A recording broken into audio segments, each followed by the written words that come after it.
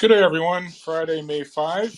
I'm sure most of you are aware Gordon Lightfoot, famous Canadian songwriter, passed away this week at the age of 84. Growing up, he was one of my all-time favorites. Most well known for the record, the Edmund Fitzgerald, also Sundown, and If You Could Read My Mind. Just a great songwriter. At any rate, as is our custom, this date in history, I'll go quickly through this. We can get to the topic of the day. We're privileged to have Tom Thornton, good friend, very observant market watcher, to weigh in with his views today. So, what did I learn today? Or what was I reminded of? Some of this I didn't even know. In 1821, Napoleon died. He was in exile on a British island of St. Helena in the South Atlantic. That was in 1821. In 1904, this is really cool. 1904, I'm a baseball nut. 1904, Cy Young pitched the first perfect game in Major League Baseball. The Boston Americans beat the Philadelphia Athletics 3-0. There were actually a couple of perfect games that were pitched earlier in 1880. This is crazy. But the rules were a lot different. The modern day rules were established in 1893. Before the modern day rules, it took 8 balls to walk a batter, and the distance from the pitcher's mound to home plate was 45 feet. So, at any rate, Cy Young's credited with the first perfect game in Major League Baseball. And then finally, in 1961, Alan Shepard was the first American in space. He went up like 15 miles in altitude. 116 miles in altitude for a 15-minute journey. There you have it. So, an eventful week. Who better than to weigh in on what's going on, Tommy? A lot of stuff. I don't know where you want to go with this, Tommy. I heard you earlier this week. You were being interviewed, I think, with Milton Berg. I think shortly thereafter, we had the Fed Day. We had a bevy of numbers. We had the Apple numbers. We had job numbers. I know you were talking about bad breath, whether it's a good thing or a bad thing, sentiment, the banks. So I don't know where you want to go with this, but there's certainly a lot to talk about. So I guess, Tommy, good to see you. I know we spoke earlier today. What kind of stands out to you? Floor is yours, Tommy. Hey, George, thanks for having me on. It's been, to say the least, volatile this last 10 days. The S&P has dropped 2%. It's gone up 3.25%. It's dropped 3.3%. And today it's up off the lows a little over 2%. Very, very difficult market to get things right. It's, I don't know if you can hear that. It's an ambulance coming for me after this week. Bottom line is, it's been it's been a difficult week for me. I can't say that, I will say I was long Paramount. I still am, and it really surprised me and clipped 1% off my P&L, which really was a surprise. I don't normally get that type of reaction. Uh, so this market right now, I think, look, you can talk about the market, and you can look at the indices, and you can look at the major ones and say, oh, everything looks fine. But I don't necessarily agree that everything looks fine. I think the participants in the market are in a state of denial with a lot of things. That's typically um, a speculative fever type of thing. There's been a lot of narratives I've heard regarding the economy, Fed, what they're going to do next. Um, the banking crisis, which seemingly ended today. I don't know. I say that, but Monday could be a totally different thing. I don't think that we have resolution with the banks. They may be oversold. There's tradable bounces. There's a lot of people that are short banks, the regional banks, and so you're going to get big moves like that. That's there's a lot of speculation if they're going to, ban short selling, which I strongly would be against, not because I want to short these, just because in 2008 when they did this, it didn't help things because one thing, shorts are actually a natural buyer of stocks. So if there's fewer stock or fewer shorts out there to buy on moves down, you could have a much deeper move. That's a real risk. They just Politicians don't understand that. They think it's shorts that are pressing things down, and I really I disagree with that. But the bottom line is, I think people are ignoring some risks. We had Apple come out with earnings, and this was the LeBron James perfect quarter, but under the surface, they really didn't have great things to say. I think it was one of the weaker quarters that Apple's had and in a while. They beat estimates on certain things, and people will pay attention to that. But there's negative growth happening right now with Apple, and that's a concern for the largest company when you see negative growth. And they also guided that this quarter they're in is going to be similar to the last one, which was down 3%. So it's there's a little bit of denial out there, and I understand that. There's not a lot of shorts in this market as much as people want to look at the COT data. I really discount that data a lot, and partly because I can look at prime brokerage data, which shows that exposure is still very net long. And you can also look at CTAs that have filled up the tank 100% net long right now. And so I think that that's there's risk of something happening. It's not here yet. I don't know what it's going to be. Um, and like the Wall Street Journal, there's and I like this reporter, but there was a headline that says the Bears have been proven wrong again. And usually, when you see that type of thing, that's typically when you probably want to start looking at shorting things. So, the narrative on a lot of different things, and I'll just blast through some things. Well, one thing I put together and I posted on Twitter and on my site the 2023 leaders, and there's 7 stocks. It's Microsoft, Apple, Amazon.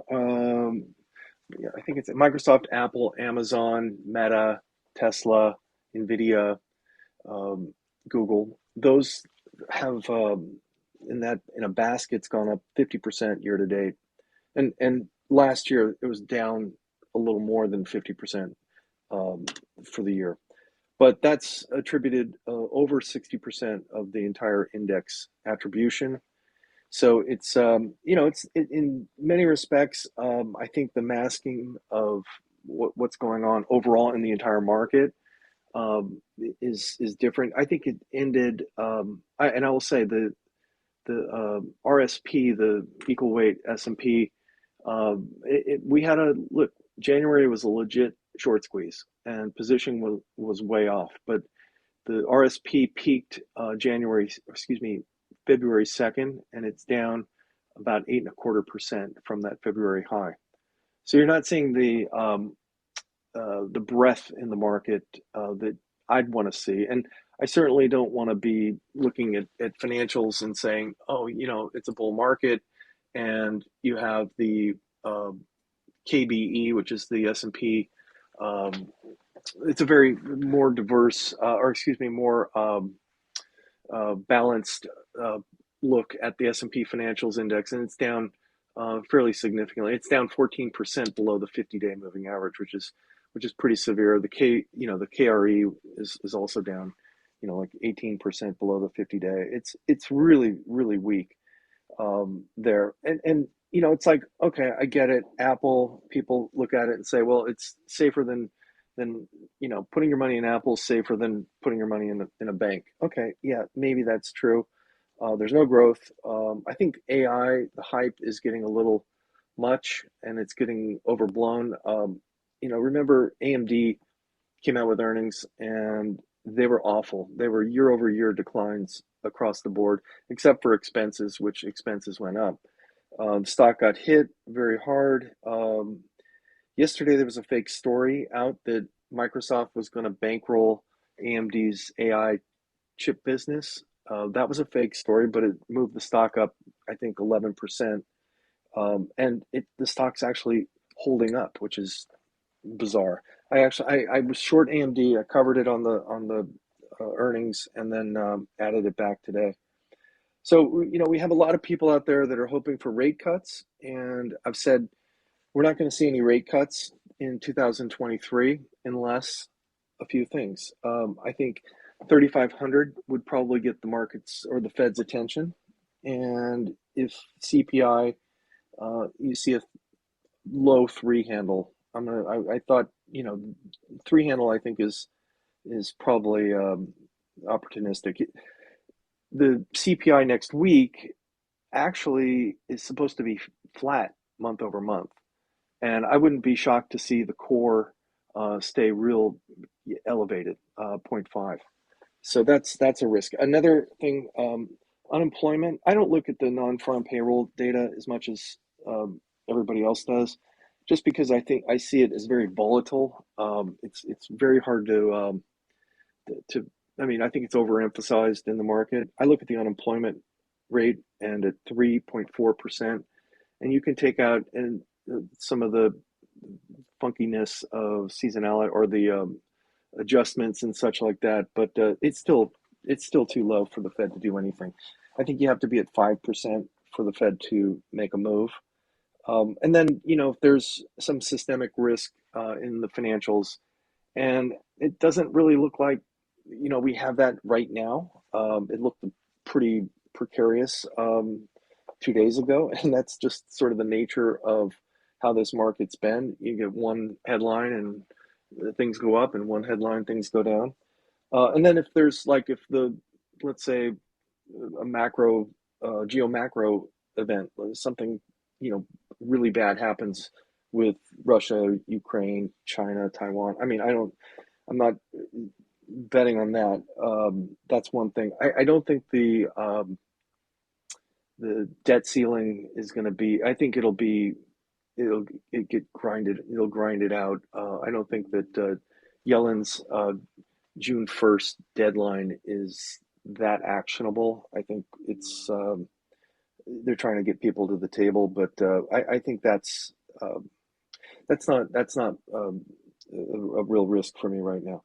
But again, I'm seeing divergences in different technical things in the market. I mean, for example, the percentage of stocks above the 50-day moving average is actually making lower highs versus the indices that are moving higher. It's above, the S&P, the NASDAQ. The Russell is absolutely terrible. That's another thing that I think that, people look at it. I'd like to see, good participation across the board, not just, these seven stocks doing it. And it's not just that. I know people say, oh, it's not just that, Tom. But the bottom line is, I think there's just there's a lot of risk out there still. I think people are ignoring the risk. I think people are glossing over stories like Coinbase. The SEC is going to sue them. There's a Wells notice. It's not going well, especially with Coinbase threatening to sue the SEC, and I think that's a real risk as well. That is something that I'm short Coinbase. So that's one thing. But let's remember also the CTAs. I think Goldman Sachs Rubner was out talking about they're full up to the brim long. And if we do see some downside, I think that's going to be, there's $230 billion worth of CTA selling that could happen. I'm not quite sure exactly that level. I would imagine it would be closer to 4,000 where they start to turn seller. I mean, absolutely sort of a joke in the sense where they just all trade together and sell together and buy together, and they seemingly use the same levels. And I don't know how they're making money, honestly. So that's kind of it. The market's proving me wrong from the indice level. I think what my message to a lot of people is that you just have to stay very nimble. I don't think that this is the time to take a lot of risk.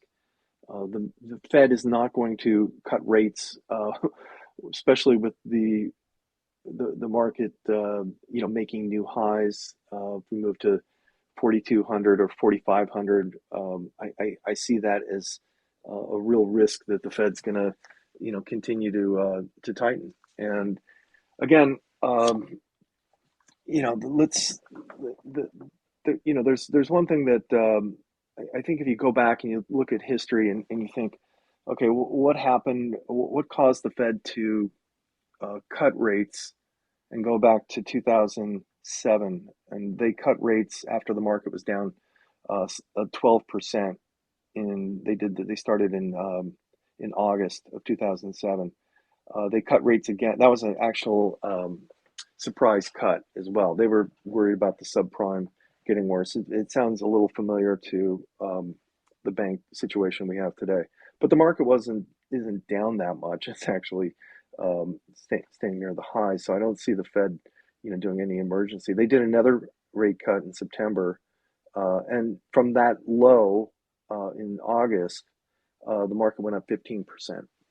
And then they continue to, cut rates, but Bear Stearns blew up, and the market was already down about 20%, and they kept going, and it really just didn't help. So I think that the economy, there's a lot of positives in the economy right now. I think that the labor market is usually one of the last things to see roll over. But we're also dealing with something that's a lot different in the backdrop, which is inflation. And I think inflation is staying sticky. So that's where I'm at. Again, oh, George, you there? I, Sorry about okay. that. Yeah, I just think, I missed it. there remains a lot of trap doors out there in this tape. And, I knew that this year would be a lot more challenging, and it makes it a lot more challenging when you see uh, narrow attribution that's taken the market higher with those names, and you look sort of foolish about it. But I feel pretty confident knowing through history what happens with these types of things. And one other thing, just a little technical thing, and people know that I use DeMark indicators. The VIX, with the VIX Slam here on Friday, which seems to be a weekly event, did get a DeMark sequential buy countdown 13. And the last few countdown 13s worked pretty well for a bounce in the VIX. And I know the VIX is not as in vogue as it has been since all the cool kids are trading 1 day options or 0 day options. But I still think that matters, and we'll see, how that plays out. I think it's just a VIX in the 16s. I think is something to be a little cautious about. So that's kind of it. Um, So that's terrific summary, Tommy, to kick things off. So yeah, it's been a frustrating environment. I can endorse that in spades. I've had a very very hard year. Um, are there any particular sectors or themes that you have strong conviction about, or is evidenced by your comment earlier? It's you have to stay nimble. Um, you don't you're not strongly convicted on anything right now. You're looking at the market with wide eyes open. yeah, look, I'll say that I have some energy exposure. I trim some higher. Um, that this week, the volatility in crude. I think was that was a bit shocking the way it traded overnight. I I'm I think that there's a longer term, long idea or long trade in energy. I think that the SPR is going to have to get refilled uh, one of these days, and maybe the Biden administration will never refill it. Maybe they'll just um, keep it at where it is. But I think that they will have to refill it. I think it's a bit irresponsible, and that's when that happens, I think that you're going to see a pretty strong move. One other thing regarding gold, I'm not necessarily bull or bear on gold. I sort of look at it agnostically, but I will say that what tends to happen is gold seems to be the go-to. I have to own this because of X, and it could be the banking crisis, it could be inflation, it could be the dollar going down, it can be all these different things. But one thing I do is I look at the daily sentiment index. I chart them, and the gold bullish sentiment yesterday hit 87%, and it's been above 90% a couple times in the last year actually. It hit 95 with Ukraine, and it hit 92 another time, and every time that it's moved over 90%, we've seen a pullback in in in gold. And I'm getting DeMark signals that I'm close on gold. GLD is on day 12 of 13. It needs a little bit of more upside. Silver has exhaustion signals on the upside. And the thing is you have two different buyers in gold. You have the ones that are, the Peter Schiff types that are always talking about gold, and they love gold, and it's the cure for everything. And then you have a lot of people that are touristy types that come in, and usually they buy it, and if it doesn't work or moves down, they're pretty quick to sell. So I think that you have a lot of touristy types coming in right now, as looking for a safe haven. And in real bear markets, gold doesn't really work. It does move down. I mean, in sharp declines in liquidity markets, because a fund will sell anything that's not nailed down that has liquidity, and they'll use gold as well. So I think that's a risk. I'm not a Bitcoin person, but Bitcoin uh, is, let's see, I'm just going to pull it up here. It's at 29.5 right now. It is on day 10 of 13 with an upside DeMark exhaustion signal. So go back to um, let's see, that's my Bloomberg there. On It was at 15,630, and you had a buy combo 13 at 15,630, which was the low. You had a sequential on, and this is back in November last year. You had a sequential buy countdown at 15,633. Um, so again, I don't really care about Bitcoin. I don't trade it, but the DeMark indicators have done a pretty good job spotting inflection points. So maybe this will be another inflection point. It could, we could see it, maybe 3,200. I don't know. So So sorry, you say 3,200 yeah, I mean that Bitcoin. I'm not saying that that's my target. I'm just saying that it wouldn't surprise me to see another move over 3,000. Um, and Wait, sorry, did you mean 30,000? I'm sorry. 32,000. Sorry. So one more move up and then a big down. That's what you're I'm saying? not saying big down. One thing a lot of people have, they sort of that don't use DeMark indicators is that when you get a DeMark exhaustion signal, a lot of people think that it's 1987 is going to happen the next day, and that's not necessarily true. It basically is an exhaustion signal where if it's going up on the upside and you get it, it could move sideways for a period of time, and just you're running out of buyers at these levels. And we actually did have an exhaustion signal in January, and it moved down from, I think it was like nearly 24,000. It moved down to 2,000 from that Right. signal. So it pulls it can pull back, and I'm not I think that again, like gold, I think you have people that are moving into this as a safe haven, and to each its own. If it works for you, great. I hope everybody makes lots of money if they're long. But I'm just talking about the signals that I have. Got it. Tommy, let's come back on financials. We'll get some questions in a second from the Hmm. audience, but let's come back on financials. Um, Not just in respect of the stocks themselves, whether you should be long or short financials, but obviously, depending on whether the elevator is going up or down, that casts a tone for the rest of the market. Are the financials investable? What do you think of the financials? I mean, they've come down a ton. Um, eh, would you do anything with them, or you just ignore them? How do you think about the No, financials? you know what? First of all, I think that if someone's going to buy regional banks, you're really look, PacWest was up 82% today. Great. It's still under $6. Um, and you can get these, incredible moves.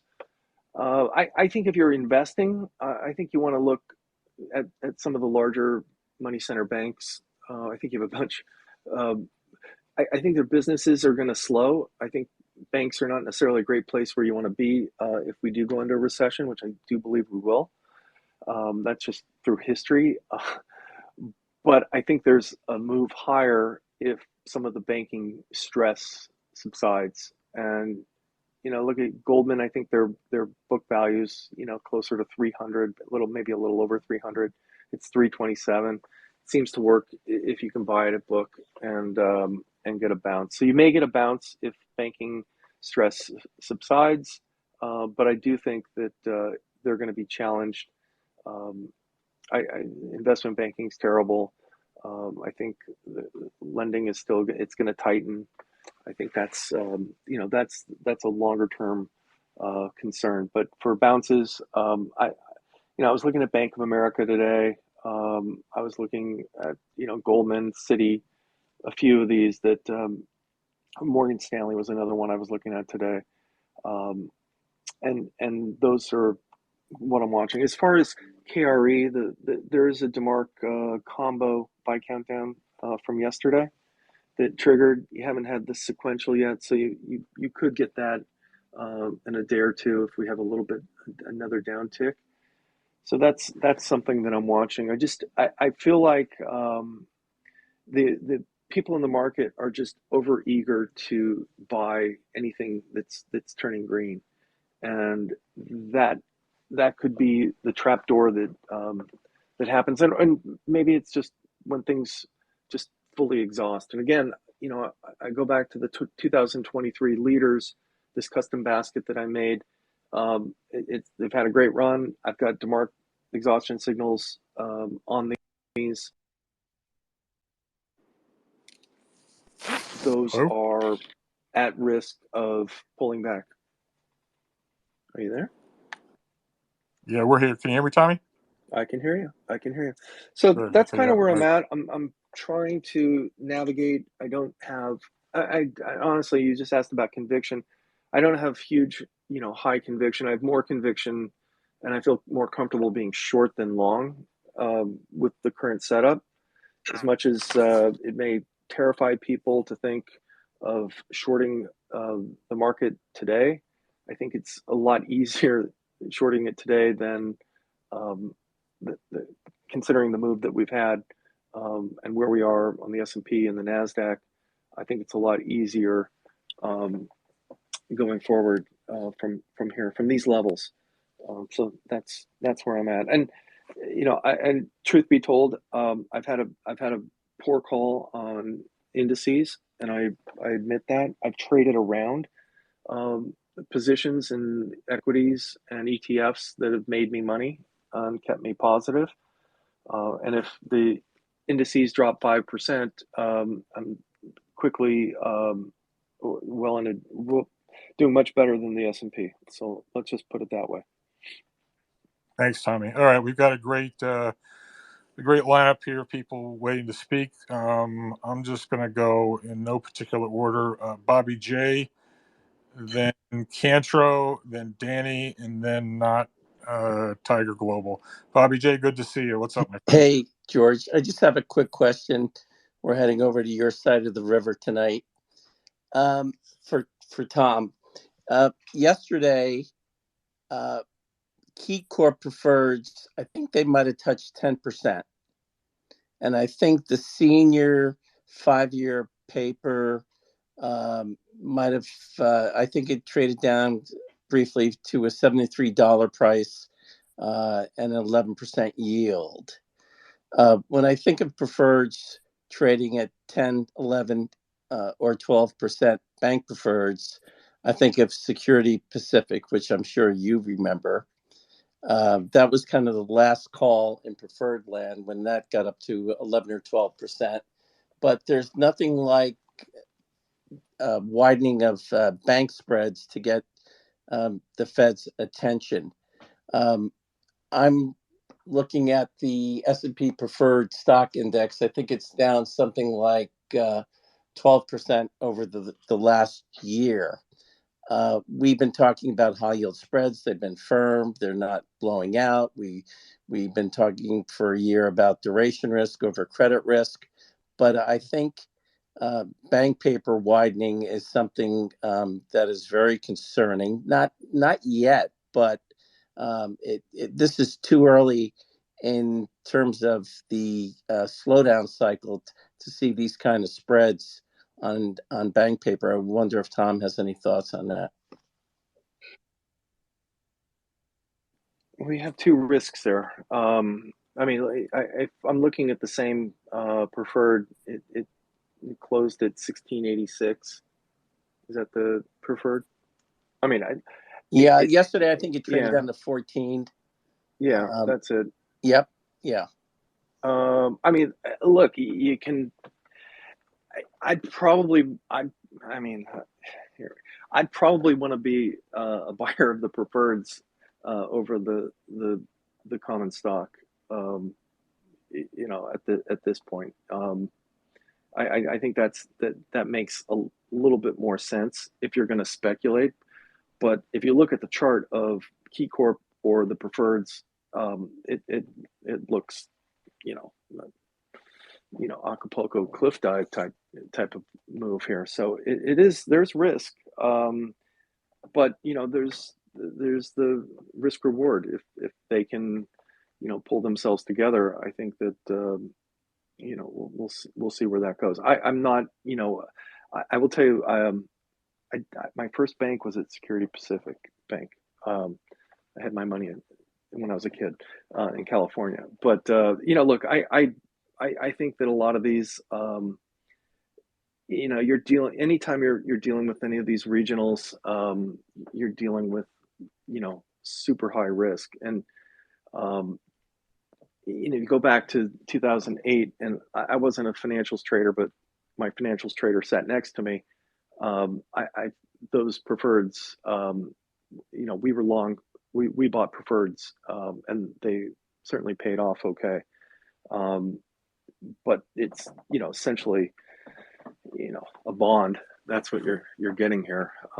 So it's higher. It's high risk. I think there's other people on here that could probably speak better about that. But looking at the preferred the way it traded today, it certainly is well off of its high. So that's not necessarily a great sign um, at all. I mean, I would rather see a little bit more stability in these names before I jump into some of the individual names within uh, the regionals. That's my. I'm a risk adverse person, so I'd rather be buying something like KRE.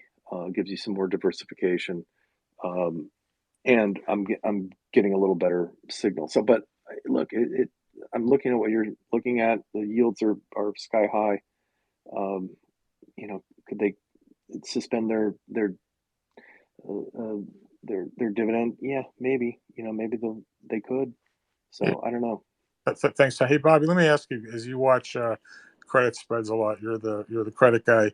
What are the credit? How are the credit markets speaking to you about how near or far away a recession is? Because spreads have been relatively well behaved. No, they are well behaved, but I do think that the default rates are going to double starting later this year, and we should see a climb to maybe 4 or 5% in terms of default rates. So I think that's a 24-25 event. But I think what's much more concerning is that if I look at the top 25 banks, and if I were to see, I go through it and see Regions, Key Bank, PNC, Capital One. If I start seeing that subordinated debt or prefers on those banks going to double digits, I know there's going to be a Fed meeting over this. I know there's going to be a Treasury Fed meeting, and then they're going to bring in the usual board members that are from the street, and they're going to be very concerned about that. So we're Hey, Bobby, I got a question for you. There's a lot of talk. I mean, I think there's a lot of talk about getting Congress to put together some sort of I don't know if you call it a backstop, but FDIC insurance, to basically say, we will back all deposits, maybe for a period of time, just to kind of calm the markets, calm the capital flight. I know that would be a pretty, unless, you start to see some go down hard, and go under. I think you're going to have a tough time getting that through Congress. Do you have any thoughts on No, that? I think I know it would be a tough time getting that through Congress. And as a matter of fact, there are some issues that with the takeover of Silicon Valley Bank by JP Morgan that kind of breaks some of the rules on deposit market share. Even before this, I think JP Morgan might have 13% of total deposits in the country. I have to go back and look, but I know they have almost 30%. So I think the regard for rules, and if you look at even subordinated bailouts, how they treated things differently between Lehman and Bear Stearns. I I I do think if we do see these spreads widen, that they will make an attempt to back those deposits. I don't know if it. I can't speak as to what the congressional reaction would be, but I do think that they would attempt to do that if we see subordinated debt, or I'm sorry, senior bank debt trading in double digits. I think that really would scare the shit out of them. thanks, Bobby. Well, one thing also, Tom, the First Republic, with JP Morgan buying them or basically taking it over, FDIC wasn't involved. They didn't have to backstop the the deposits, whatever, still there. So that's one thing. Finding a buyer for some of these others, I think, is going to be a real challenge. And that to me, I think, you have J.P. Morgan, Citi, Morgan Stanley, Goldman. You have others that have the potential to, be friendly, a little friendly ask. Will you take over this bank? We'll make the deal nice for you, but Right. assume the deposits. Yeah, the way they handle failures today is much different. As you remember from the savings and loan crisis and the late 70s, we had something like 2,000 institutions fail, and that team of Bill Isaac, William Seidman, Volcker, they really had a process for handling failed institutions. I mean, look how many they processed. Today, there seems to be a lot more politics in the decision making, and that's it. there doesn't seem to be a consistent process. And again, I go back to Lehman and Bear Stearns and AIG. These were kind of a lot of improvisation rather than sticking to the sheet music. Thanks for that, Bobby. Let's bring Kantor into the conversation. He's got his hand up. Kantor, good to see you. Hey. Take it away. Well, yeah, I was just going to add to what Tommy said, and I think Bobby Jake just kind of alluded to it, right? If you bring in politics, it gets political, and we would think any kind of bank guarantee, given the very divided government right now and deposits, one party, and I'm not looking to get political, but one party would definitely look to tack on to that more bank regulations, clawbacks on executive compensation. There was actually a hearing about this yesterday. To the latter. So, to just things would have to get a lot worse to get everyone to be forced to do something.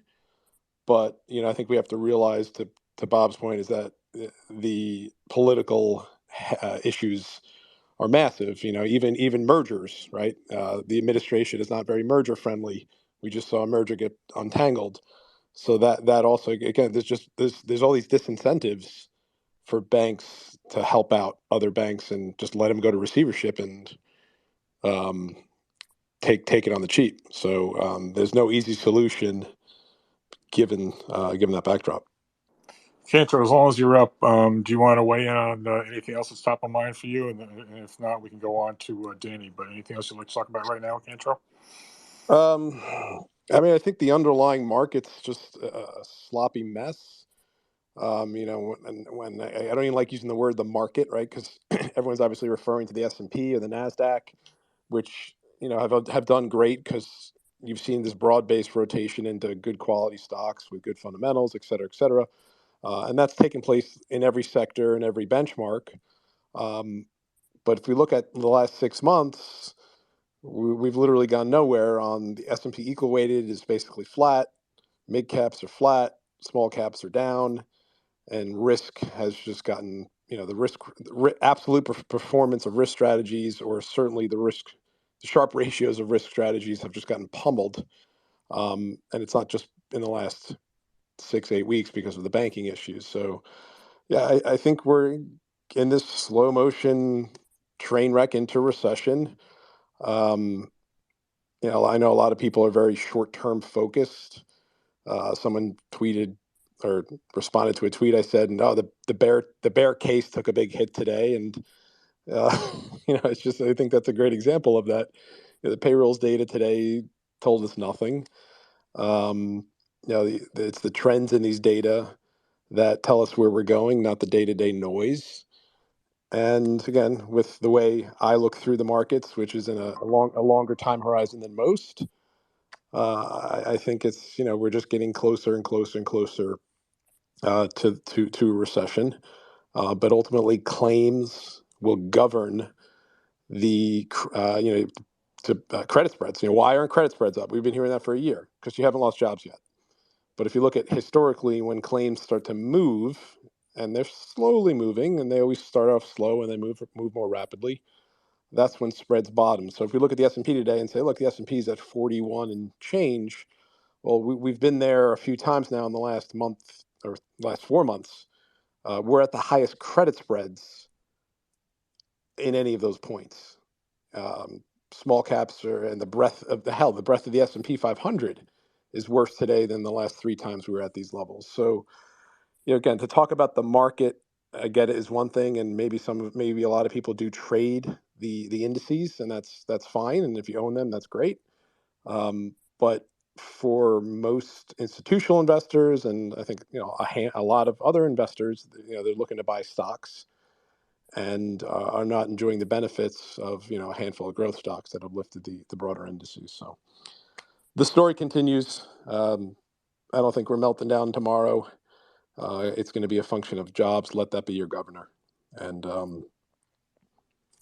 the NFIB report also came out yesterday, and the trend in that data is also continuing to tell us the same message. So, Kantor, are there any real incredible anomalies right now, or is it just kind of a sloppy mess? I mean, is anything like really sticking out to you within the market? Yes. Um, anything sticking out? Well, Last year was, against the backdrop of rising rates. You made the call, that we were in a valuation compression market, and the long duration, highly valued stocks were sticking out like a sore thumb and got slammed. Okay, is there anything comparable, either by sector, style, factor, which is really anomalous to you right now? anomalous, no. When we look at we look at the deepest level of underneath the surface of the markets, at the factor level, everything that's been going, everything peaked on February 2nd. Beginning of the year through February 2nd was the no landing rally where everyone just bought junk and and repositioned into all the stuff they sold during the tax law season or tax selling season. Um, everything, I would say, the markets have broadly peaked on February 2nd, and that's a fact. Most stocks peaked and are well off those highs from Feb 2nd. Credit, same thing. Is anything anomalous? Again, if you're looking at the S&P and thinking that represents the sum of the parts, then I would say that's anomalous. But again, it makes sense what's been going on in terms of this rotation, for a lot of different reasons. So this year, I'd say what's changed very, very clearly is that bad data is now bad data, good data is now good data. And today's a testament to that. Today's, again, noise. It's one data point. But, we had a good jobs number, quote, with a quotes around that, because, we'll see what the revisions tell us in a month.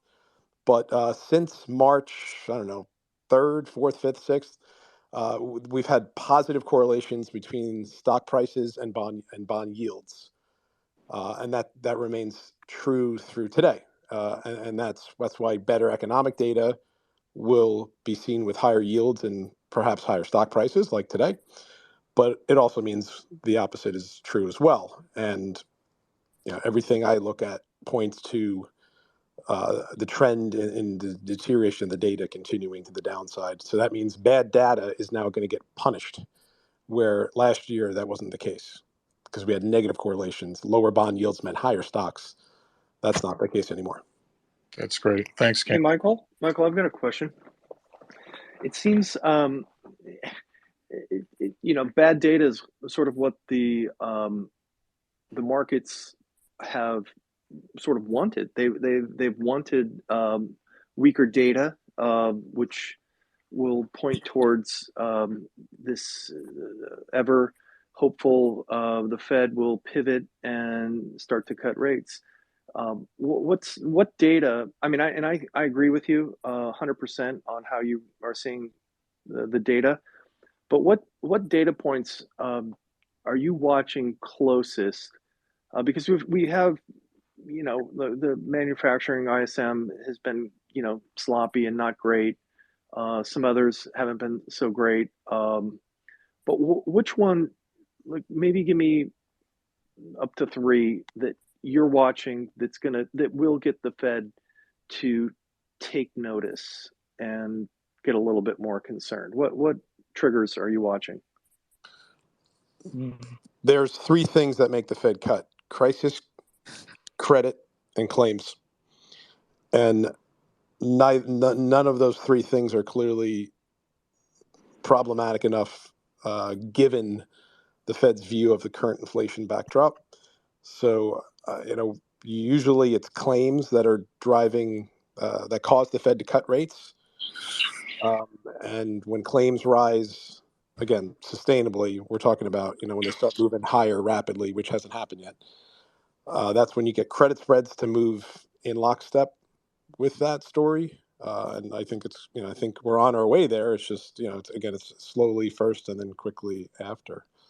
But the reason that bonds and stock prices have been positively correlated for the last 2 months, and that bad data is now bad, is because we no longer are pricing in rate hikes. The fuel for periods when markets go up, when the Fed's done, is because bond yields peak, and markets go from pricing in rate hikes to basically no more rate hikes and eventually rate cuts. We're already there.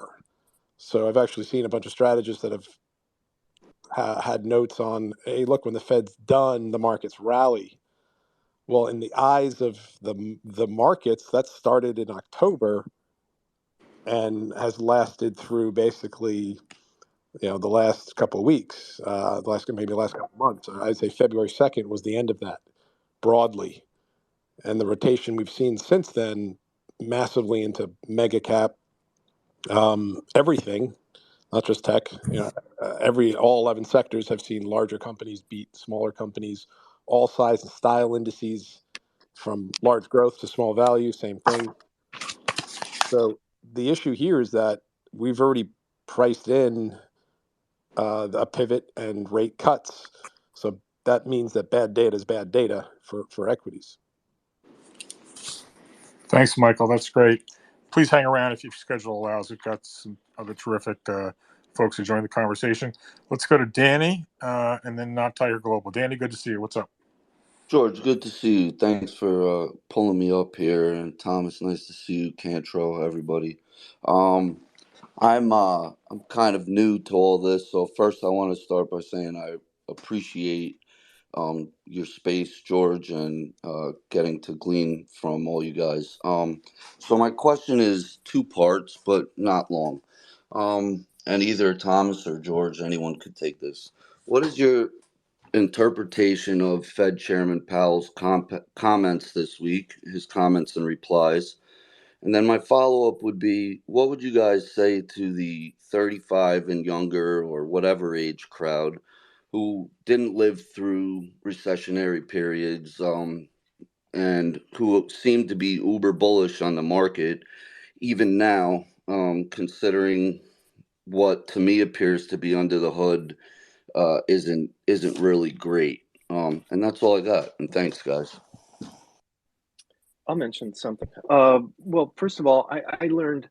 I tried to during my early stages of my career, and even today, I ask people that have been through certain periods of what was it like, what did you do, what and I study a lot of history. I look back. I'm a do a lot of charts. I look back at what was happening at certain periods, and I think that there's a problem that always happens, and it's the uninformed, unexperienced people seem to get hurt the most when things move towards recession. I mean, we really haven't had a recession in over a decade that is other than the COVID thing period, which was really not really a recession, but it's important to look back and see what happened, what people did,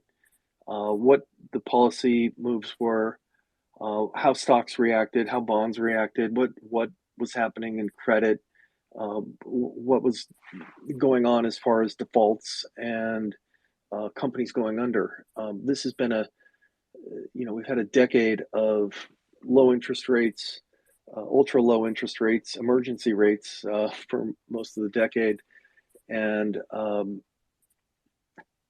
people are accustomed to that, and there's so many people, even some experienced people. You can see it on Twitter a lot, where they just are begging for the Fed to come in and do something. And when the Fed does come in, I think Michael could agree.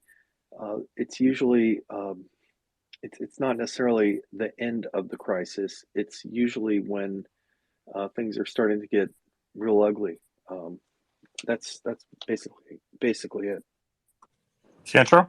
Yeah, no, Thank you, I'd Thomas. agree with everything Tom just said, and to add to that, and to go back to the question he asked me earlier about when's the Fed going to cut, what's going to trigger them.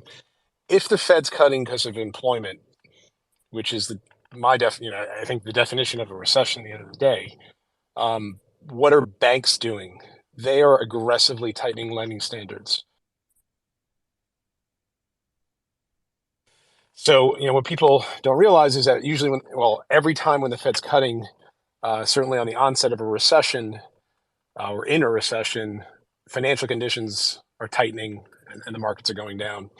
I agree with everything else Tommy just said. What I'm 41, so I was working during the last recession, but was still pretty young and inexperienced. What I find really fascinating, interesting is, we can all look back at charts, and we should. Um, I would buy myself a New York Times subscription or a Wall Street Journal subscription and look at the articles in late October, November, December of '07, or summer of 2000, or fall of 1990. And what you will see is the same exact narratives of it's different this time, different situations, but the same exact stuff you will find back then as you were seeing today, particularly around the jobs data.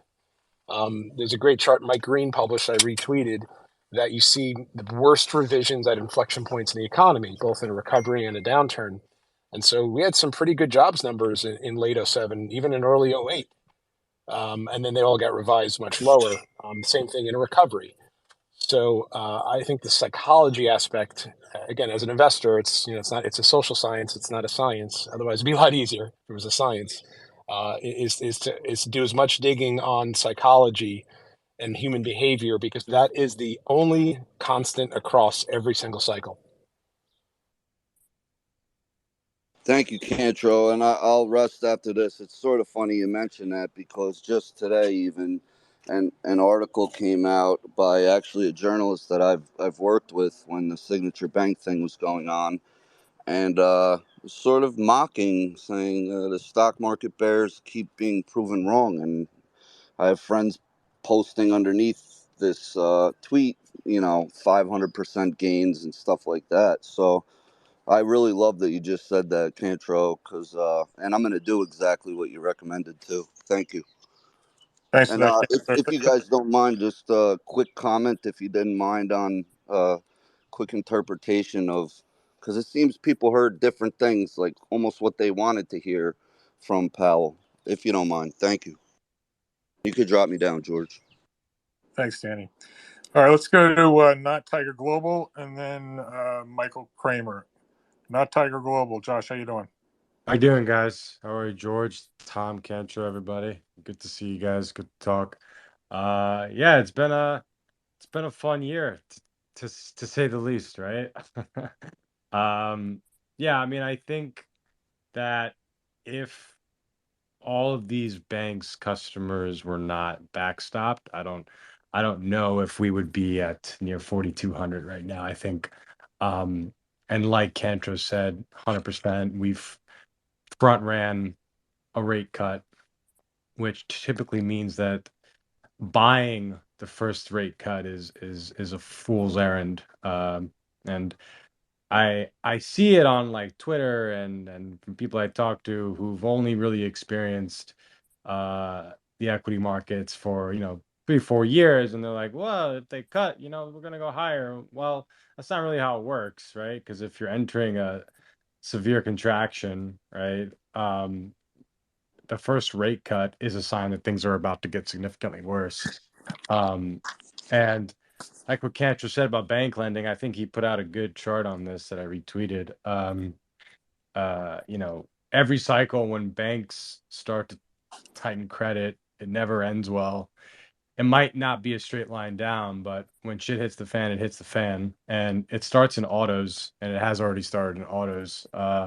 So I'm pretty bearish on a lot of car dealerships and just the auto space in general. I think that's not where you want to be. It's very cyclical, right? I mean, you don't have to do a lot of brain surgery there. But yeah, I mean, look, like in general, it's actually been quite a good year for me, and I've actually had contemplations of actually taking a back seat for the back half of the year, but I think there's some unfinished business with some certain names that I've been very vocal about. Uh, it's probably not going to happen. I can't give up my day job even if it's only for a short period of time, at least half a year. Um, but yeah, Tom mentioned Coinbase. I've chatted with him offline about it a lot. I've chatted with George about it offline a lot. Obviously, the stock's up today. quite a bit. The volatility, or at least the implied volatility heading into the Q1 print was extremely elevated, especially right before they were about to report. I think it was as high as like a 500 vol. So it's not abnormal to get like a vol crush rally like this. So the only reason why they really beat the quarter was because of altcoin trading, which has a higher take rate than Bitcoin and Ethereum, and on this interest income that's not very sticky. And there's a lot of fishy stuff going on in there that has very little disclosure. And, arguably, a relationship there is not going to last forever. And there's also very little clarity on the specifics of the arrangement, but that's neither here nor there. I don't want to make this a crypto space because I know George has opinions on that. But yeah, I just wanted to give my 2 cents. These are some smart guys up here, a lot more seasoned than I am. But I'm honored that they want my opinion on certain things. So it's great to hear from them. Hey, thanks, Josh. Please hang there. I'm sure there'll be a lot more questions. Yeah. Thanks for that. Let's go to Michael Kramer. Michael, good to see you. What's on your mind? Hey, George. Thanks for letting me jump on. I just wanted to ask more of a question and get a group consensus here. I keep hearing people, number one, talk about, needing to ensure deposits, increasing the limits and everything. But, how much of this flight of deposits really has to do with, fear of the banks or the bank where you have your money versus just looking for higher.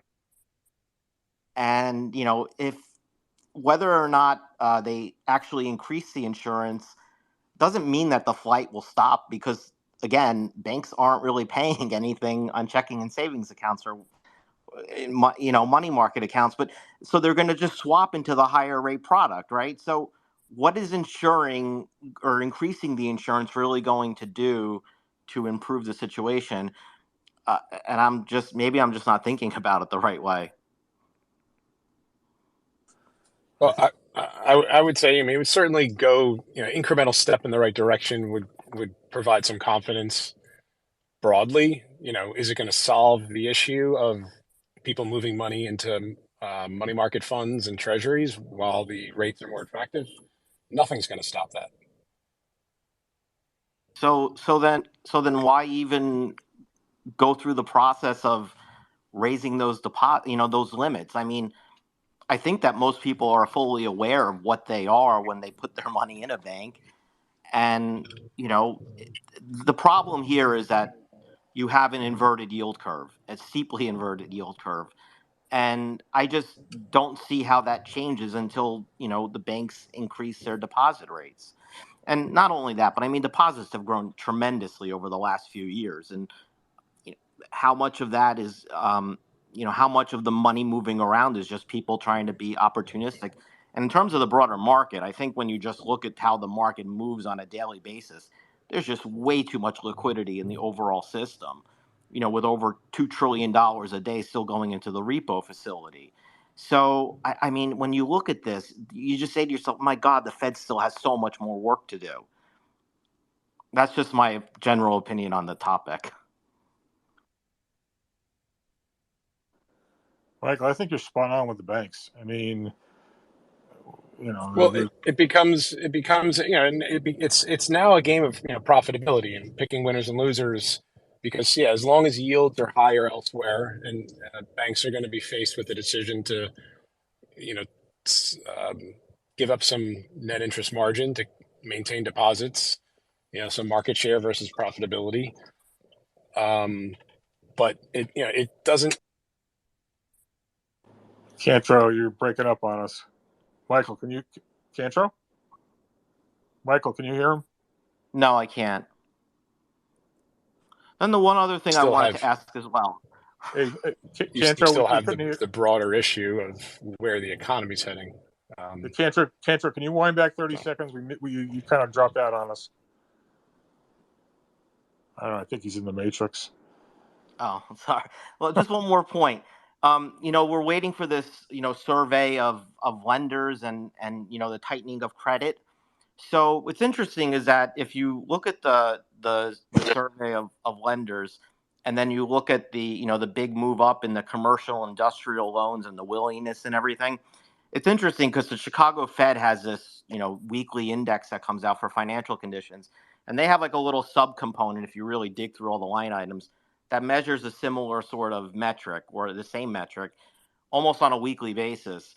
And when you run the two charts together, what they actually suggest is that lending standards or conditions around it have actually eased rather dramatically since the last survey at the end of January. Now, that could be wrong, but if that relationship remains constant, which it's been since 2006, we may be further away from credit tightening than what everyone's expecting. What's that specific series called? So the slew that everyone's talking No, about. Yeah, I know exactly that. I'm saying what's the So if you go into the Chicago Fed National Financial Conditions Index on the Bloomberg terminal, and you go into that economic page, there are all of those. They have all these different risk metrics. I'll post a chart of it later, but they have all these different metrics, and under credit and leverage, they have those similar sort of metrics like surveys of lenders for commercial industrial loans of large and mid-sized businesses. And what that shows is that, and it looks and it overlays almost perfectly with the New York Fed numbers. And when you look at that number, it shows that in January, when there was that big increase in lending standard, in the tightening of credit, it shows the continuation of that almost, that it actually shows a lot of easing and that there hasn't been any tightening of lending standards since that. I'll post it and I'll share it with you later. Yeah, I was curious what that specific series you mentioned, because A, I'd find that extremely hard to believe. B, if you look at mortgage spreads as a proxy, that do a pretty phenomenal job at leading the data too. I mean, Here, I don't know if it's like an interbank. Is it like an interbanking kind of like a just give me 5 minutes. I won't go anywhere, and I'll look for yeah? it, and then I'll chime And I back think, in. and I thought Powell pretty much explicitly said, it sounds like he already saw it, that's going to get tighter. And then there's another, I don't know if it's from the Dallas Fed. They came out with theirs already, and it got a lot tighter. Somebody tweeted it on Twitter a couple of days ago. Yeah, I'm logging in. I'm going to find it, and So then I would just, it sounds like what you may be referring to, and again, I could be dead wrong, is something more of a market rate between banks that it may fit, but it doesn't. Yeah, that's why I'm asking. I'm just curious. That's true, Michael. See if you can find it. In the meantime, Michael, do you want to weigh in on the market, or do you want to go find the data that you're talking about? Oh, I can do both at the same time if you want. Yeah. Why don't you put your 2 cents in about the market, and then we'll get to your point in here. So generally speaking, the market has just become a giant casino. Today was nothing more, to my opinion, than it started off as a 1 day volatility crush index with the VIX 1 day going from 23 to 12 at the opening, which led to that big moonshot opening. And then you had basically the zero DTE crowd show up at 1:30 on the nose, and they started just buying calls and driving everything up into the final hour. I mean, the market to me has just become a casino, and it's not really resemblance of what a true market is. And it's frustrating. It's tiring. It's I was doing a call today with my subscribers, and they were like, "When is the market finally going to trade on fundamentals?" And I'm like, well, it is. It's telling you that the market isn't worth more than 19 times, the S&P at least 18 and a half to 19 times earnings, because that's where it always stops. And then, on the downside, it's somewhere around 17. And, I think that the S&P is basically topped out at 4,200. I don't really think there's much more room to go beyond that, just because the call wall's been there for weeks. And basically every time you get up to that level, you have basically market makers turning against the S&P overall, and that's just kind of keeping a lid on it. Fair enough. Why don't you go find what you're looking for? Please hang around. I'm sure there'll be some follow-up questions. Okay. Let's go to Deer Point. I suspect, good to see you. I suspect you have some thoughts, Deer Point, about we're discussing banks before. So the floor is yours, Deer Point. Are you there? Yeah, thank you, George, and I hope all's well. It's good to see you again.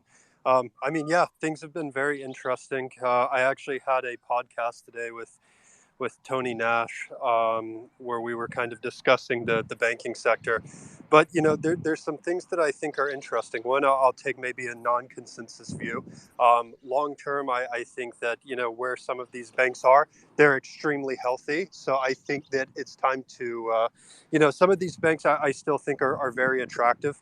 Obviously, they've gotten, absolutely hammered. But some things that I was looking at, I posted something today on kind of looking at loans, bank loans and deposits, and I'll just post it in the nest so people can kind of see if we actually look at overall deposits relative to loans. Banks have built in aggregate a massive base. And so I think that if we're to look at what has happened, Michael Green actually had made this point a couple of days ago, and I broadly agree with him. And that's that, what could banks have owned over the last 14 years? What could banks have owned over the last 14 years that would allow them to pay, 4% on deposits? And I think if we're to look at where we are today, deposit elasticity or the beta has become much stickier than it has in previous cycles. And so therefore, I think that this is something that a lot of them can't avoid. And so it's kind of, I guess the question is now, how do they plug the bleed? So, Deer Point, are you still there? So come back on the question that you posed about what banks could have owned over the last 14 years, what that would have been able to pay 4%. Where were you going with that? Deer Point? I don't know where the heck he went. I think we lost him. All right, hopefully he'll come back. Got it. All right, let's go to AJ while we wait for Deer Point to show up. AJ, good to see you. What's up? Floor is yours. Hey George, thank you for having me up here. Great to see you, brother. A lot of the same sentiment that I'm agreeing with. Hey, Kantra, if you don't mind, I loved just referencing one of the charts that he posted a couple of days ago, where he identified, in every industry, right, large cap or large stocks versus small cap stocks that are like diverging, right, utilities, consumers, financials, tech, obviously.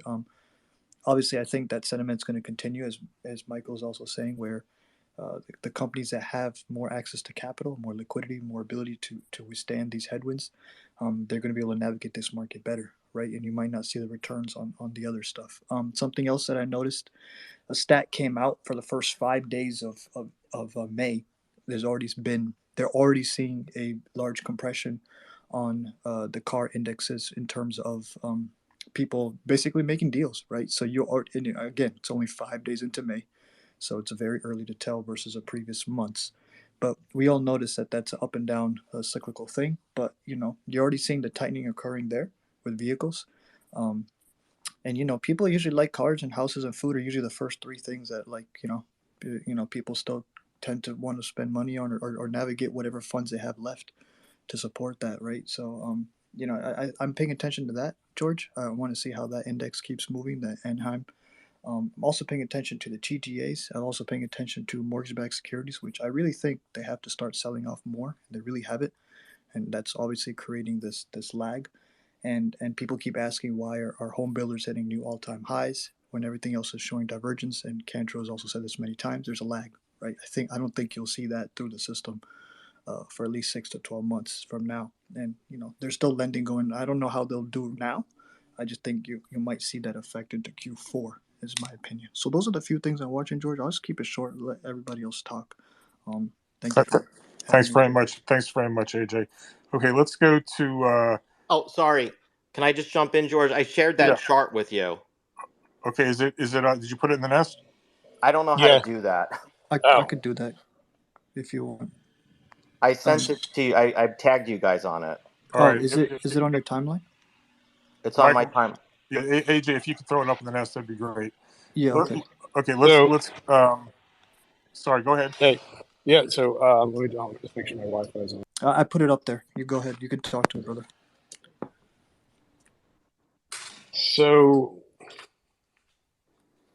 look, I see the chart here. I just don't know. I've never. What is that? Is that real data? Sometimes, Yeah, is that showing up in? I'm looking on the website right now. Where is that data on the website? it's coming from Bloomberg.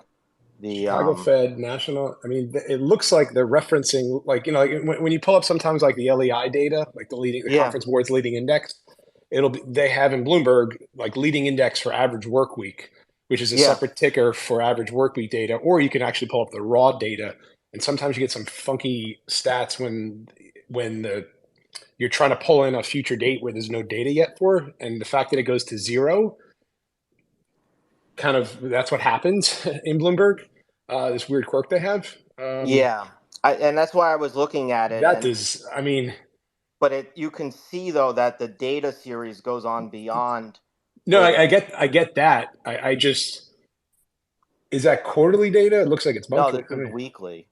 weekly That's data. why I'm just totally. I mean, All based right. on this, Well, before I comment, what I'll dig in to see what's up with that. That would be, certainly wouldn't make much sense, but no, and let me dig in. that's why I'm asking because I like to look at the chart. I look at this index on a regular basis, and I'm always What digging through it what's the to ticker for it? find The ticker's on information. there? Oh, the ticker's on there. Okay. Yeah. You guys continue. I'll dig in and see what I find. Okay. Thanks. Okay, let's go now to hold on, I'm trying to keep track of who's where here. Let's go to Michael Norensberg. Michael, good to see you. What's up? George, thanks for having me. I really appreciate it. Love your spaces. I just want to entertain the possibility of there being an actual equity crash later this year, because if I saw a chart today where I couldn't believe it, that there's almost a 0% chance of the Fed staying higher for longer. So what if inflation starts heating up? What if all these low inventories actually, and the busy restaurants and everything else, push, we start getting hot prints again? They're going to keep raising, aren't they? Yeah, I don't think too many folks have it on their dance card that we're going to see further increases, but there's been a lot of noises lately. What about this number? What about that number? And so, yeah, that's certainly not in the market. I mean, and I'll defer to Cantor actually, but I think the market's already discounted rate cuts. Cantor, what's your take on that? All right. Well, I think I have the answer from Michael. I wasn't listening, George. Sorry, but I could. So it looks like that data is bad data. Michael, if you go in Bloomberg on that data, and apologize for everyone who's maybe listening and not seeing or hearing this. If you pull up the data and look at the description, so they take weekly data, and so what that data is, it's the week over week change in data that hasn't changed. So they're taking the quarterly senior loan officer survey, okay, which hasn't come out since January or February, and they're continuing to hold the data constant until they backfill it. Got it. So, Michael, Okay. what Thanks you're for going the to see is clarification. you're going to see a rapid change in that data that is going to, if it gets tighter, that whole line's going to disappear. Right. Well, Okay. that's what I'm Gotcha. trying to figure out. Like if that's going to change, or if that actually is some sort of No, no, number no. that they're That, crunching in the background. no. Yeah, 100%, 100%. That is not a real number. So Okay. again, is it clear what I'm saying? It's that, like, No, if it I is clear. It's just that I have no idea of being sure of either, of it going either way, and that's why I was bringing it up and mentioning it. okay, well, I would say so. I tweeted this, I think, a couple days ago of mortgage spreads, the 30-year mortgage spread Right. to 30-year treasuries. That's obviously data we know every single day. Look at that data, and again, I think common sense would, and that's why I reacted the way I did when you put that up there, Right. because that doesn't pass my sniff test. But if we go into the in Bloomberg on that series, they're referencing and pulling in the quarterly data But since the quarterly data hasn't changed in 3 months, the week-to-week change is effective is literally the same number for the last 3 months, 0.00302, 0.0030. So whatever Right. smoothing mechanism they're using, bottom line, that is complete garbage data. That's not reality. That's not what's happening. And when we get the senior loan officer survey data and that feeds into Chicago's data, you Right. will see a very big change. And please Yeah. share it. Please share it when it comes out. Yeah, I Good will stuff. definitely. Thanks for the Thank you. clarification. Good stuff. All right. Hey, George, can I just make a a comment on what Michael said? Should go for it. Yeah. So I think he's absolutely right that we're not going to see a turnaround in depositors wanting that spread for themselves rather than letting the banks enjoy it. And I think it's very significant. There's two things to point out here. The role of banks in the economy has been shrinking for 20 years. And I think Cantro can attest to the fact that banks at one time were like 25% of the S&P, and they're probably down to about 8 or 9%. And their role in credit creation has shrunk considerably. That's number one. Number two, uh, I think the Apple Card is a very significant move. Apple has 6 million, maybe 7 million card holders. And this has raised the awareness in terms of getting the 4.15% savings rate from Goldman. But think about that. That has been front and center for the Gen Zers and millennials to see that there are alternatives to bank accounts where they can get higher yield, and they're doing that without a single branch. So I think what we're seeing with the spreads widening on bank spreads is that this is a longer term problem. Yeah, and all those branches are fossils. Anybody under 30 doesn't go to a branch. Exactly. That's all I got. Which doesn't bode well for commercial real estate. That's just more inventory that's coming. Michael Norensberg, do you want to put your question? Cantor, are you still there? Because Michael had a question which was Yeah, I didn't hear it. And just Michael Kramer, it's the same thing. Obviously, if you look at CRE lending standards as well, you see it goes to zero, and that'll get revised once the data gets backfilled. Thanks. Yeah, I'm curious. I get what you're saying. I'm just curious to see on. I'm hoping maybe we get a little bit of like a little bit of a sneak peek, but it sounds like you're saying no. So Well, yeah, just pull up 30-year the bank rate, 30-year Treasury right, mortgage rate minus the 30-year government Treasury, right, and plot that with the CNI, the Fed's yeah. not that one, the Fed senior loan officer data, and you'll see exactly what I mean. But it makes you wonder how much of the other data is like that as well, and how valid the index even is as a whole. Well, this is because it's quarterly data, whereas the Chicago. There's three things you need to look at: there's credit spreads, the interbanking stuff when you get a banking crisis, which Yeah, happened, sure. blew up in March, and then basically credit spreads and the PE of the market or the financial conditions, Right. and the dollar, and then you got the Fed funds rate, the prime, the yield curve, money growth, and lending standards. That covers 99% of what you need. All this other, they have 150 variables in here or something. You don't need 150 variables. No, definitely not. But okay, thanks for answering my question. If we could agree not to, we've gone down that rabbit hole in that particular data. If we could agree not to talk about that anymore, that would be helpful. Sure. It panicked me though, George. I got a little freaked out.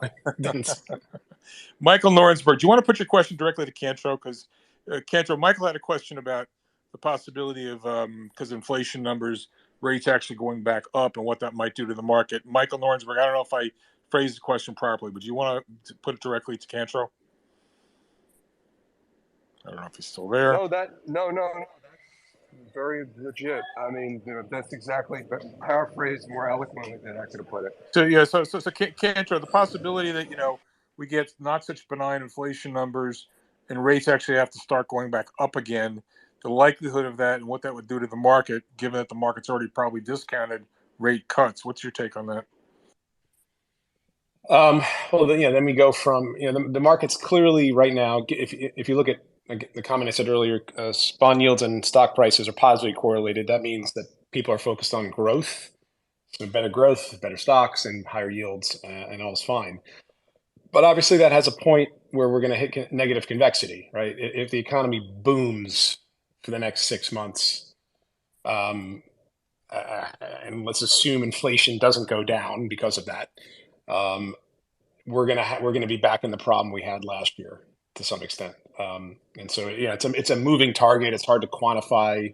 Again, simply looking at the relationship of bond yields and stock prices kind of help you understand, is the market worried about inflation? Well, then you'll have a negative relationship, higher yields, lower stocks, and vice versa. But I think right now, given the recency bias of the banking issue and some of the softer labor data, maybe some of that's gone after today, but the claims move we've seen, plus the banking issues, obviously fears of recessions have pushed back up, and that's why I think we're seeing that positive relationship.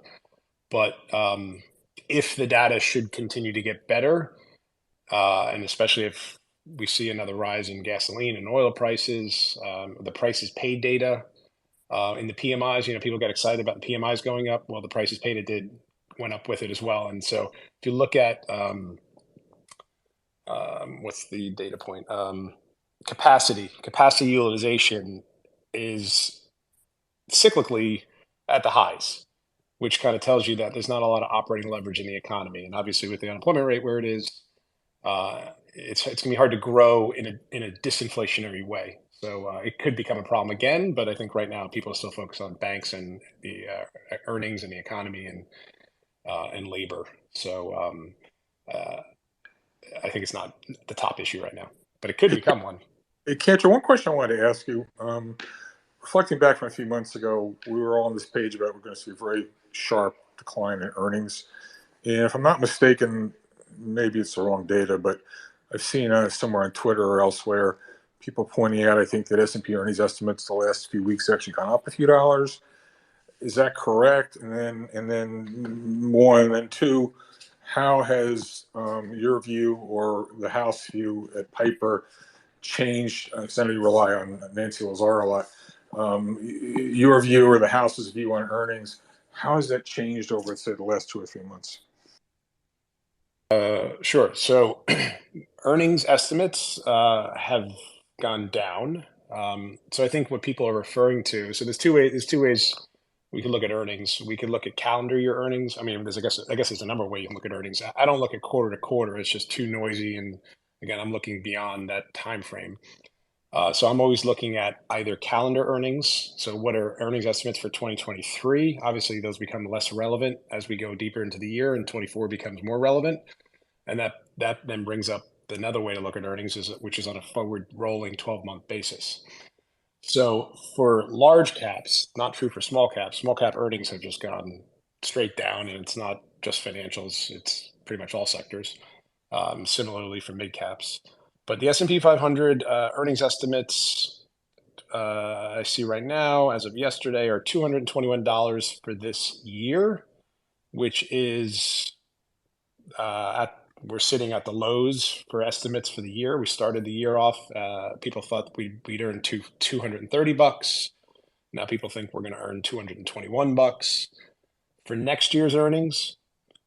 People thought at the start of the year that the S&P would earn $253 in 2024. Now they think we're going to earn $246. So calendar year earnings for this year and next year have gone down on a rolling 12-month basis. Because that decline has been, and sorry if this sounds confusing, if the decline in earnings estimates, we're down about 5%.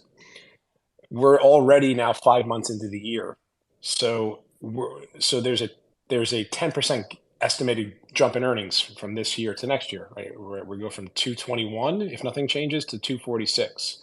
So as the year progresses, the forward 12-month number that people look at which again is going to change as time goes on. It'll be more about 2024, less about 2023, has started to go up in the last few months.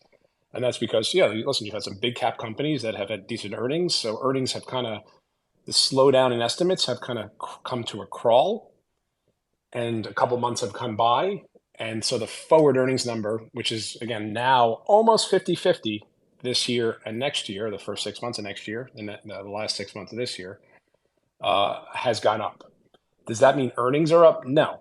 It means time has gone on, and people think now you're on the forward 12-month number, starting to think about what 2024 looks like. I think there's a couple of reasons why earnings have kind of slowed their decline, even though, again, they're sitting on a calendar level at their lows. Two reasons. One, the S&P 500 is up for the year. So big caps are up. Analysts don't really like to lower numbers when their stock prices or when the market's up. Number two, I think the banking issues has really negatively impacted visibility, and everyone's trying to figure out and kind of waiting to see what their companies are going to say. And so we're a little bit past halfway through earnings season right now. But I would expect those earnings estimates to keep falling going forward. So sorry if that was overly complicated. It's kind of it's all kind of natural to me. But if I confused you, please. No, you got it. Just to be clear, the 23 numbers have continued to the estimates of 23 earnings. We're down 5%, and they've continued to decline. There's been no increase in 23 earnings estimates in recent weeks. I'm looking month to month, and April 20 at the end of April we were 221. Today we're at 221.35. So we're 12 cents lower. So it's basically been flat in the last month. Okay, fine. That's all. That clears that up. Thanks for that. I want to go. Tiger Global's got his hand up, and then we're going to go to Barron. Thanks for that, Kancho. Tiger Global, you wanted to weigh in on something? Yeah, I wanted to ask a question to Kancho because I want to get clarification. The Sluice report comes out Monday, right? Is that right? I believe so. I think that it's I mean, I've never found the actual place where they say it's going to come out this day, but I think Powell said something, and I think there was an article about it coming out. Yeah. I mean, the last one, because I was just looking at it now, it wasn't that pretty. I mean, you saw an indication of bank lending standards already tightening. So with what just happened in the regional banking sector, I find it hard to believe that it's going to be any prettier. And I don't know, like if you look over history, it typically proceeds with a lot more bankruptcies, right? And you've seen some notable bankruptcies in the subprime auto space already. But yeah, and also I don't know if you guys caught this, but Jim Bianco just put out a thread on the banking sector. Bank deposits declined 12.5 billion in the last week. And you're actually seeing more declines in deposits from the big banks, which I guess kind of makes sense. I mean, like, was JP Morgan pays you like 1%, a 1 basis point on your deposit. So I'm not really sure what the proposition is there when you can get 4% somewhere else. But anyway, I just wanted to get clarification on that. Thanks. Yeah, George, can I make a quick comment? Then I got a bolt, and I'll be quick. Yep. To not Tiger's point, and I think George, you and I met a little over a year ago, and I was first started to talk about lending standards because they were tightening quite prematurely to where they typically tighten in the business cycle. But there's never been, if you line up the Fed funds rate and lending standards, they've never in history tightened together simultaneously like this. The progression historically is the Fed hikes, usually much earlier, not as late as they were this time. The Fed hikes, then the economy starts to slow, and usually lending standards start to really pick up tightening, which they're already at and going to get worse. Once the Fed is around being done, as you're starting to see the impact of the Fed's tightening cycle. And as the economy slows, banks tighten lending standards. They're very pro-cyclical. The economy gets better, they ease. The economy gets worse, they tighten. This is the only time in history, going back to 1966, which that data do go back to, you just have to find it, where you've had a simultaneous tightening from the Fed and lending standards. Both of those have about a 15 to 18 month lead. They're going to hit simultaneously. That's never happened. I don't know what that means or if it means anything, but the Fed's never hiked with lending standards this tight, ever. And it's never happened coincidentally. It always happens Fed first, then the Fed cuts and banking standards really get tight because the economy's in a recession. So it's going to be interesting to see how that all plays out because it's never happened, but it's certainly an asymmetric risk to bad things happening, not good things happening. Do you think there's potential for a hard landing following that logic? Potential, I'd say it's close to a probability of certainty than at any point. I mean, again, historically, we have all the conditions for a recession, which is lending standards, the Fed tightening rates, and an inflation problem. That's what's preceded every one of the last 8 recessions since 1960. Soft landings happen when you have low inflation while the Fed's tightening, and banks that are easing lending standards like we had before 2019, before 1995, before 1985, and before 1967. So it could be different, but if I'm playing blackjack, the dealer's got a 6 in front of me and I got a 6, that's a hard pass. Yeah, is the timing of this slowdown or recession relative to expectations, say, a year ago? Is this taking a bit longer than you anticipated? Last year I think we probably would have said, we're going to be in a recession first half this year, and then by I think the middle of the year we pushed that back to the back half this year. But I would say for most people it feels like it's longer because the market peaked back in January of 2022 because we have an inflation bear market, which is something historically that's never happened. So I think that reference bias, oh, look, the market's down last year, why are we in a recession already? Or the Fed's been raising rates so quickly.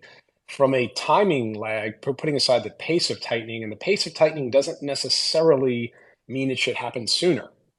There's not really good evidence of that because it still I could shove 6 sandwiches down my throat right now.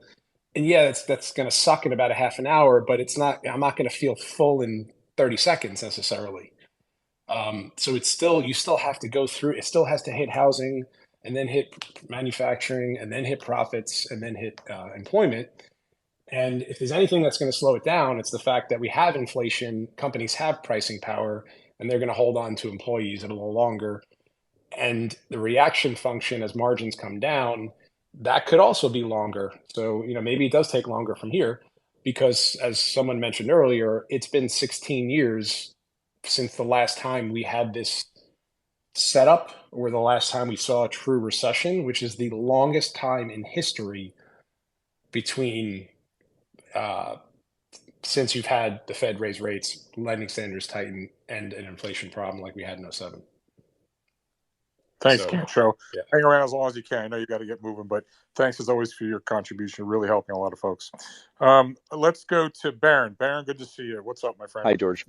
So I have a question, and I'm gonna follow up with a series of events that backs up the question, and then ask Cantro and also Michael Kramer their thoughts on this.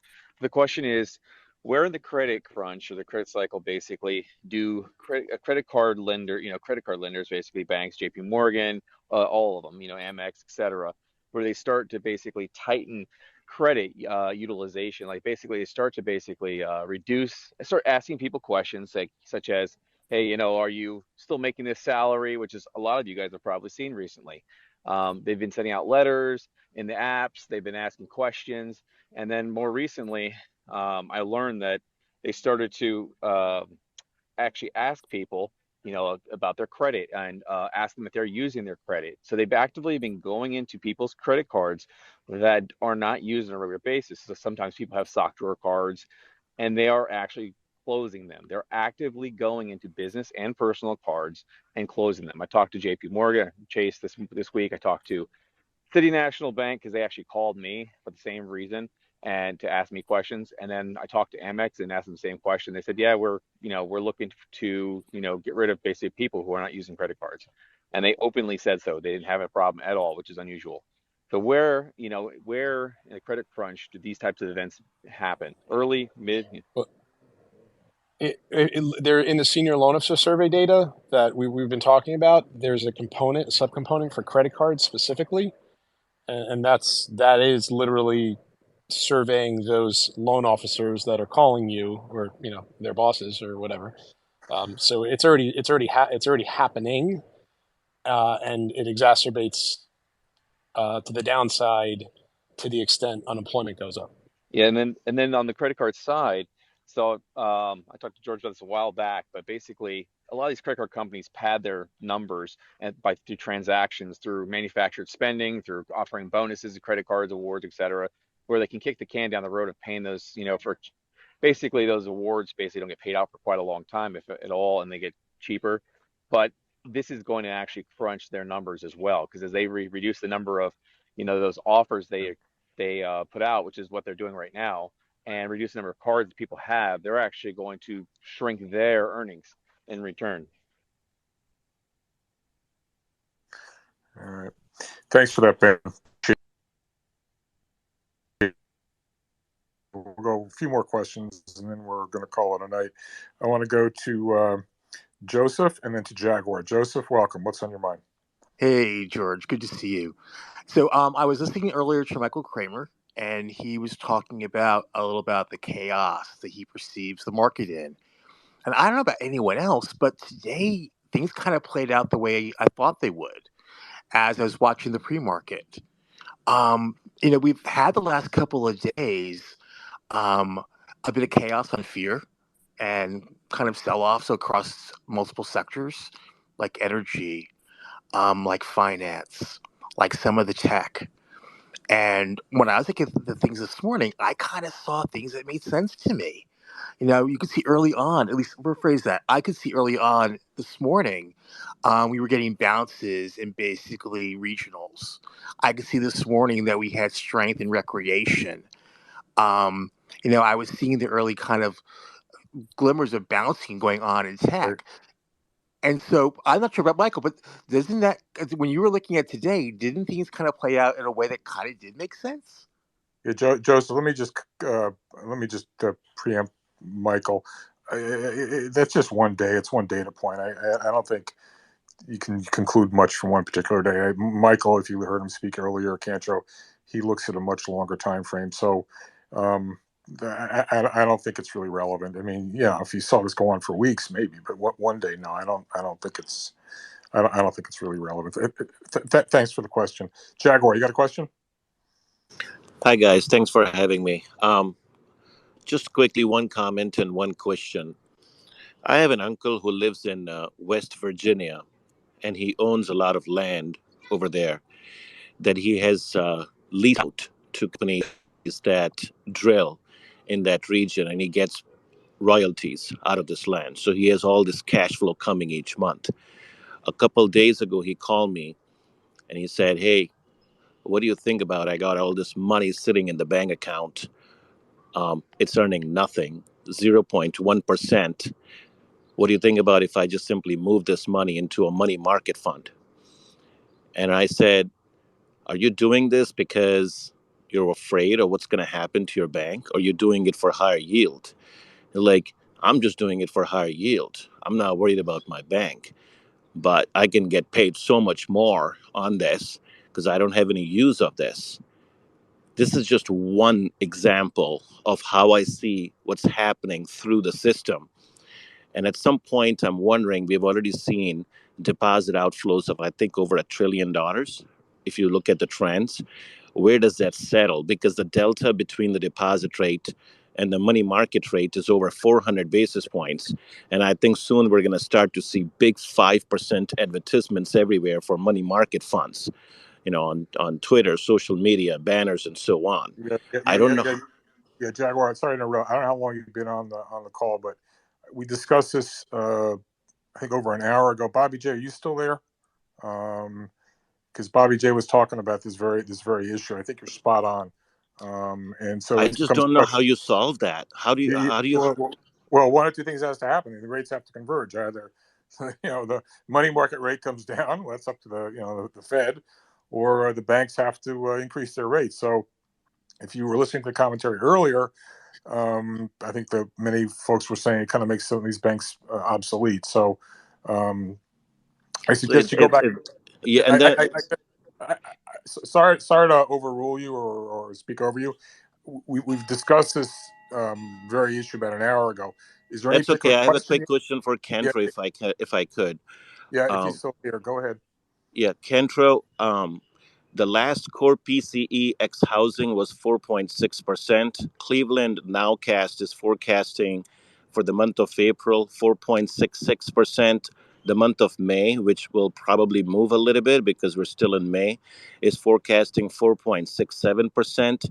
A year ago, it was the same. 6 months ago, it was the same. 3 months ago, it was the same. And it's still not changing. And this is Federal Reserve's favorite inflation indicator that they're basing their entire policy on. And it just refuses to come down. It is as sticky as it could be despite 500 basis points of tightening. And here I see the market sentiment that is forecasting rate cuts beginning from July. And I think about 75 basis points of rate cuts are expected in the second half of 2023. How do you reconcile this?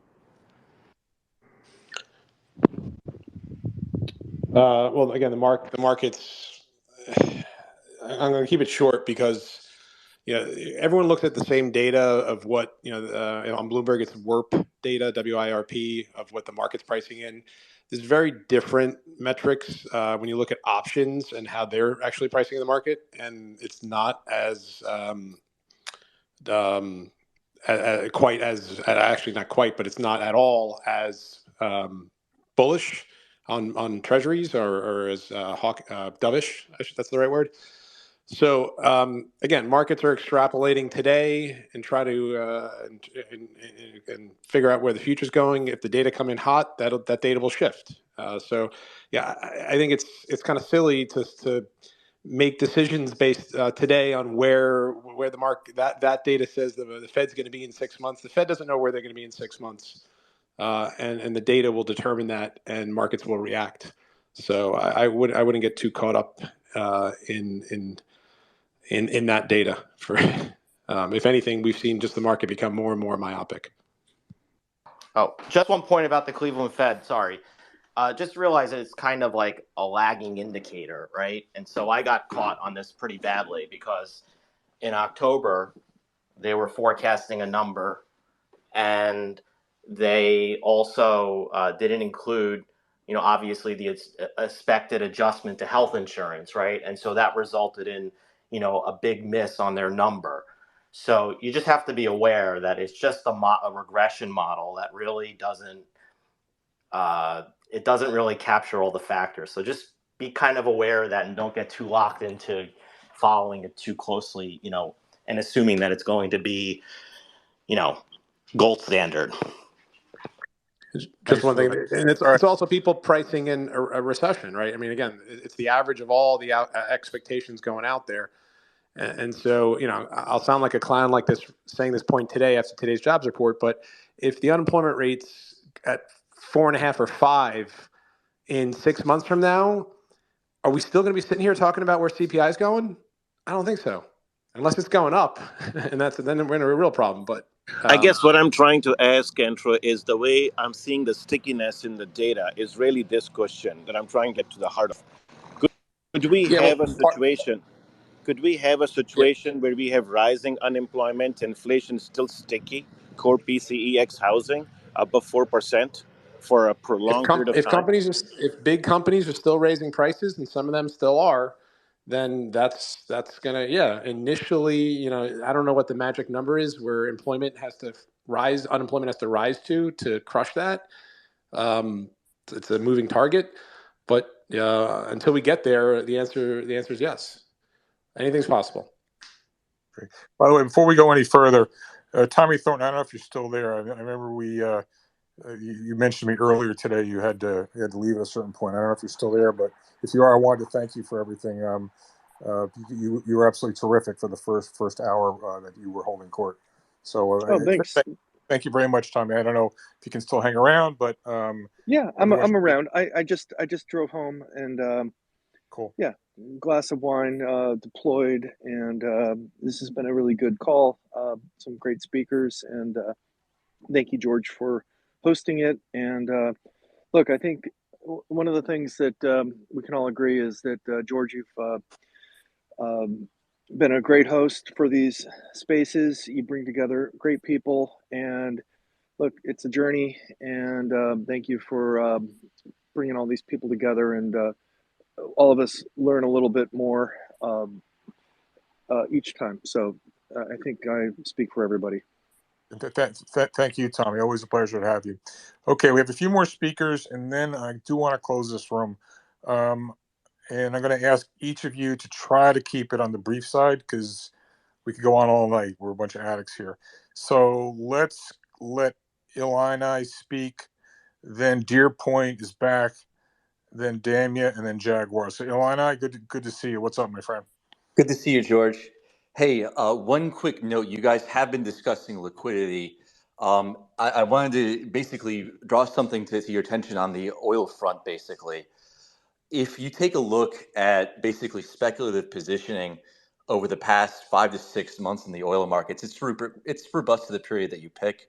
It explains about like 60 to 70% of the change in price in oil. Normally, that's about 15 to 30% in sort of a normal market. So we're really seeing actually financial flows, positions by speculators determining the price of oil right now, rather than sort of what's going on in terms of inventories or other situations.